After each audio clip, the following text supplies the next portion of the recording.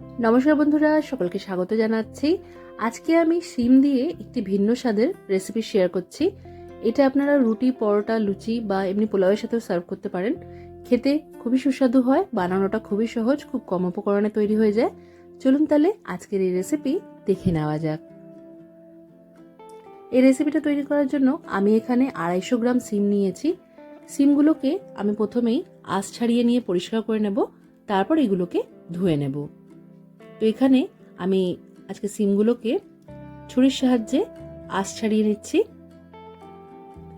আঁশ ছাড়ানো হয়ে গেলে তারপর মাঝ বরাবর আমরা এইভাবে যে শিমের ভাজের জায়গাটা থাকে সেখান থেকেই কেটে নেব। কেটে নেওয়ার পর আরও যে আঁশগুলো দেখা যাবে, মানে একটু একটু বেরিয়ে আছে, সেগুলোকেও ফেলে দিতে হবে। এই পদ্ধতিতে শিম কেটে পরিষ্কার করলে ভেতরে যদি কোনো পোকা থাকে সেটাও বোঝা যায়।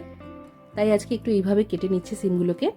তো প্রত্যেকটা শিম এইভাবে ভালো করে কেটে নিয়ে এগুলোকে আমরা জল দিয়ে ধুয়ে নিয়ে জলটা ঝরিয়ে রাখবো। এখানে শিম কাটা হয়ে গেছে। এবার একটা মশলার পেস্ট রেডি করে নেব। তার জন্য মিক্সার জারের মধ্যে প্রায় আমি একটা পুরো গোটা রসুনের সবকটা কোয়াই দিয়ে দিয়েছি। মোটামুটি 12-13 কোয়ার মতো রসুন আছে।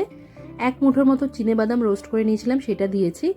স্বাদ মতো 3-4টে কাঁচা লঙ্কা দিয়েছি। 1 মুঠো ধনেপাতা দিয়েছি, মানে 1 আঁটি ধনেপাতা আছে এখানে, যেটা ধুয়ে দিয়েছিলাম। আর একটা বড় সাইজের টমেটোকে এইভাবে কেটে দিয়েছি। অল্প জল ব্যবহার করে একটা এরকম পেস্ট রেডি করে নিতে হবে। আরেকদিকে কড়াই বা ফ্রাইং প্যানের মধ্যে সর্ষের তেল গরম করে নিতে হবে। আমি এখানে 2.5 টেবিল চামচের মতো সর্ষের তেল ভালো করে গরম করে নিয়েছি। তারপর এর মধ্যে দিয়ে দিয়েছি 1/4 চা চামচ কালো জিরে ফোড়ন। ফোড়নটা একটু ভাজতে ভাজতেই এর মধ্যে আগে থেকে ধুয়ে পরিষ্কার করে এইভাবে লম্বা লম্বা পাতলা পাতলা করে কেটে রাখা আলু দিয়ে একটু নাড়াচাড়া করে নিয়ে এর মধ্যে ধুয়ে পরিষ্কার করে রাখা সিমটা দিয়ে দিলাম। এবার আলু আর সিমটাকে 2 মিনিট আমরা এইভাবেই একটু নাড়াচাড়া করে নেব। আর ফ্লেমটা এই সময় মাঝারি করেই রাখতে হবে। মাঝারি আঁচে 2 মিনিটের জন্য ভেজে নিতে হবে। তারপর এর মধ্যে আমরা দিয়ে দেব স্বাদ মতো নুন। আমি এখানে 1.5 চা চামচের মতো নুন দিয়েছি। 1 চা চামচ দিয়ে দিয়েছি হলুদের গুঁড়ো। আর এই রান্নায় আমি কালারের জন্য একটু কাশ্মীরি লঙ্কার গুঁড়ো ব্যবহার করছি।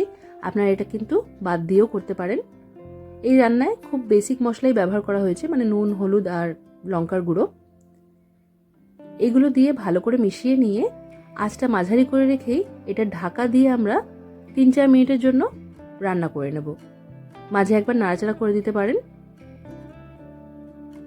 এই সময় একটু চেক করে নিতে হবে যে সিম আর আলুটা কতটা সেদ্ধ হয়েছে। মোটামুটি আধ সেদ্ধ হয়ে গেলে তখনই কিন্তু আমরা যে মশলার পেস্টটা রেডি করেছি, যার মধ্যে আছে রসুন, বাদাম, কাঁচা লঙ্কা, ধনেপাতা আর টমেটো, সেটা দিয়ে দেব। এই পেস্টটা দিয়ে ভালো করে সব সবজির সাথে মিশিয়ে নিতে হবে। আঁচটা 2 মিনিটের জন্য একটু কমিয়ে রেখে এটাকে ভালো করে মিক্স করে নিতে হবে। যেহেতু বাদাম দেওয়া আছে, খুব তাড়াতাড়ি কিন্তু কড়াই বা ফ্রাইং প্যানের তলায় ধরে যেতে পারে। তবে এর কাঁচা গন্ধটা চলে যাওয়ার জন্য 2 মিনিট কমিয়ে রেখে তারপর আঁচ বাড়িয়ে রেখেই কিন্তু রান্না করতে হবে। এবার এর মধ্যে আমি মশলার জার ধোয়া জলটা দিয়ে দিলাম। জলটা দেওয়ার পর একবার ভালো করে মিক্স করে নিচ্ছি। এই রান্নাটা আমি যেহেতু শুকনো শুকনো করবো, তাই বেশি জল ব্যবহার করছি না। শুধু এই সিম আর আলুটাকে আরেকটু ভালো করে সেদ্ধ করার জন্য এই জলটা দিয়ে দিলাম। জলটা দেওয়ার পর ভালো করে মিক্স করে নিয়ে আঁচটাকে একদম কমিয়ে দিয়ে এটা ঢাকা দিয়ে 3-4 মিনিটের জন্য রান্না করে নিতে হবে। এবার আমি মোটামুটি 4 মিনিট পর ঢাকাটা সরিয়ে রাখলাম। এখানে আমাদের এই সিম আর আলুর তরকারিটা একদম শুকনো শুকনোভাবে রেডি হয়ে গেছে। এবার আমরা আঁচটা বন্ধ করে দেব।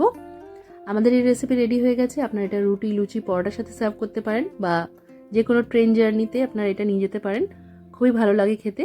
আশা করছি রেসিপি ভালো লেগেছে। অবশ্যই ট্রাই করবেন। কমেন্ট করে জানাতে ভুলবেন না যে কেমন লাগলো। আজকের মতো এখানেই শেষ করলাম। সবাই খুব ভালো থাকবেন আর সবাইকে খুব ভালো রাখবেন। ধন্যবাদ।